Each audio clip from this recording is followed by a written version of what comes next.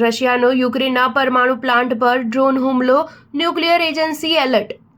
Russia અને Ukraine વચ્ચેનું યુદ્ધ વધુ ઘાતક બની રહ્યું છે. રશિયાએ હવે યુક્રેનના પરમાણુ પ્લાન્ટ પર હુમલો કર્યો છે. યુક્રેનના પ્રમુખ ઝેલેન્સ્કીએ પરમાણુ પ્લાન્ટ પર રશિયાના હુમલાનો વિડીયો જાહેર કર્યો હતો. વિડીયોમાં સ્પષ્ટ દેખાય છે કે રાત્રિના સમયે Russian drone Chernobyl nuclear power plant પર ધડાકા સાથે અથડાયું હતું. જો કે પ્લાન્ટનો બહારનો જ હિસ્સો ક્ષતિગ્રસ્ત થયો હતો. યુક્રેન પ્રમુખ ઝેલેન્સ્કીએ સોશિયલ મીડિયા પર જાહેર કરાયેલા વિડીયોમાં ડ્રોન હુમલા સમયે થયેલો મોટો વિસ્ફોટ ઉપરાંત તેનાથી ન્યુક્લિયર પાવર પ્લાન્ટમાં પડેલું મોટું ગાબડું પણ દેખાડવામાં આવ્યું છે. વિડીયોમાં પ્લાન્ટનો સળગતો શિલ્ડ અને અંદર થયેલા નુકસાનને પણ દેખાડવામાં આવ્યું છે.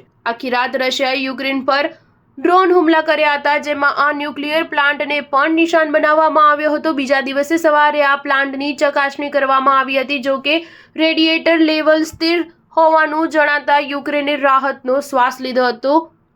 યુક્રેનના ન્યુક્લિયર પાવર પ્લાન્ટના કવરને વર્ષ 2016માં બહુ જ મજબૂતાઈથી બનાવવામાં આવ્યું હતું. 1986માં આ ન્યુક્લિયર પ્લાન્ટમાં મોટી હોનારત સર્જાઈ હતી, જેની અસર સમગ્ર યુરોપ પર જોવા મળી હતી. આશરે 70,000 જેટલા લોકોને તાત્કાલિક સુરક્ષા સ્થળે ખસેડવા પડ્યા હતા. યુક્રેન પાસે 4 ન્યુક્લિયર પ્લાન્ટ છે, જેમાંથી એક પર રશિયાએ કબજો કરી લીધો છે. રશિયાના હુમલાને પગલે સમગ્ર વિશ્વમાં પરમાણુ સુરક્ષા પર નજર રાખી રહેલી ઇન્ટરનેશનલ એટોમિક એનર્જી એજન્સીએ કહ્યું હતું કે અમે હાલ પરિસ્થિતિ પર નજર રાખી રહ્યા છીએ અને હાઈ એલર્ટ પર છીએ.